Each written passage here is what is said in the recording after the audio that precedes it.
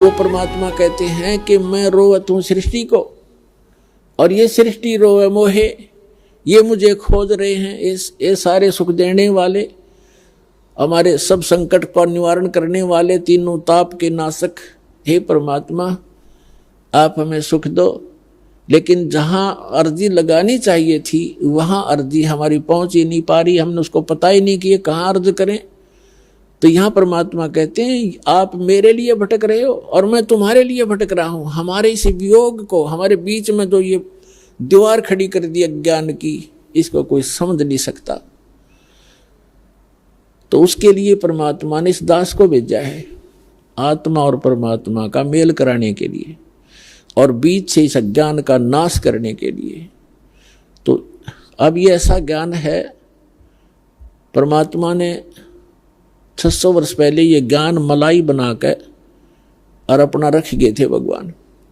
लेकिन पुण्यात्माओं, कबीर सागर, कबीर वाणी, कबीर बीजक, कबीर साखी, कबीर दोहावली, कबीर शब्दावली, ये तो एक समझो वन है, वन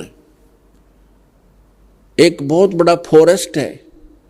और वेद क्या करता है, उस फॉरेस्ट से जो आवश्यक जड़ियां होती हैं वो चुन लेता है और उनकी जड़ी बना लेता है और फिर रोगी को खिला देता है। दो खुराकों में उस औषधि से वो स्वस्थ हो जाता है। तो इसी प्रकार ये कबीर सागर परमात्मा का दिया हुआ जो ज्ञान, ये अथाह ज्ञान है, ये तो एक फॉरेस्ट है। इसमें हर प्रकार की जड़ी वो हैं, पौधे पेड़, और इस दास को पारखू वैद बना दिया। दास ने वो निकाल ली अनमोल रतन, इसके अंदर वो जड़ी बूटियां भगवान इसी में बीज के चले गए थे। अन्य कबीर पंथियों को उनका पता नहीं लगा क्योंकि वो वैद नहीं थे, वो नकली वैद का बोर्ड लगा रखा था उन्होंने, वो समझ नहीं सके इस अनमोल ग्रंथ को। तो पुण्यात्मा वो जड़ी ईबदास ने निकाल ली है और आपके लिए दे दी है। तो अब आप परमात्मा को पहचानोगे, उसके लिए सारा कुछ किया भी स्वयं ही है। परमात्मा ने कहा था 600 वर्ष पहले, जब धर्मदास जी बहुत व्याकुल हो गए थे। धर्मदास जी को आप खूब समझते होंगे। धर्मदास जी, आदरणीय धर्मदास साहिब जी एक बहुत ही पुण्यकर्मी प्राणी थे। और विचार करो पुण्यात्माओं, जिसके साथ भगवान रहे, साथ साथ फिरे, उससे पुण्यात्मा कौन होगा। साथ रहे, लेकिन हम समझ नहीं सक पाए क्योंकि परमात्मा कहते मैं रोवत हूं सृष्टि को, सृष्टि रोए मोहे। और गरीबदास इस योग को समझ नहीं सकता कोई।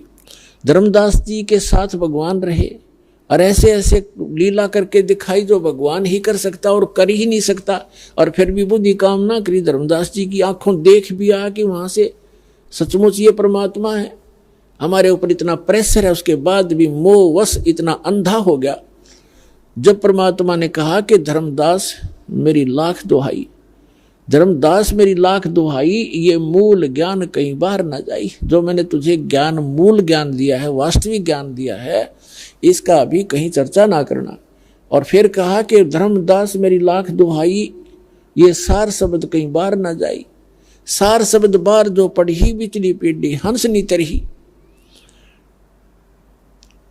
अब धर्मदास जी को परमात्मा ने बताया कि ये ज्ञान और ये नाम जो तीनों मंत्र हैं, सतनाम और सारनाम,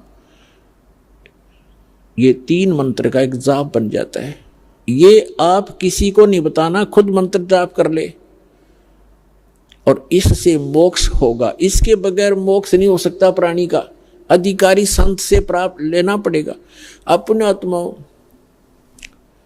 जब धर्मदास जी ने ये भी देख लिया कि समर्थ है ये तेरे साथ खड़ा, सतलोक में भी देख आए, वापस आ लिए, फिर भी उसके मन में मोह इतना छा गया, रोन लग गया बैठ के। परमात्मा ने कहा क्यों मायूस हो गया भाई भगत। तब वो क्या कहता है कि भगवान आपने स्पष्ट कर दिया कि इन मंत्रों के बगैर मोक्ष नहीं। ये जो मंत्र आप बता रहे हो, सतनाम और ये सारनाम, ये 3 मंत्र का जाप है, इसके बगैर मोक्ष नहीं। और ये मेरे बच्चे, आपने मेरे को 42 पीढ़ी का जो है ना वरदान दे दिया, 42 पीढ़ी मेरा वंश चलेगा, तो मेरे बच्चे पार कैसे होंगे। यूं कहकर रोने लग गया। तब परमात्मा ने कहा कि धर्मदास तू अंधा मत हो, यदि ये ज्ञान और ये नाम आपने इनको बता दिया, आने वाले समय में तेरे इस पंथ में तेरे वंशजों को काल ठगेगा और इनको भ्रमित कर लेगा, अपने दूत भेजेगा, उन दूतों को ये हाथ लग गए मूल मंत्र तो बिचली पीढ़ी मैं सबको पार करूंगा विश्व को, तो ये पार नहीं हो पाओगे भाई, मेरा मिशन खराब हो जाएगा, मेरा सारा दाव नष्ट हो जाएगा जो मैं लगाना चाहता हूं। तो धर्मदास मेरी लाख दुहाई, और ये सार शब्द की तो बाहर ना जाई।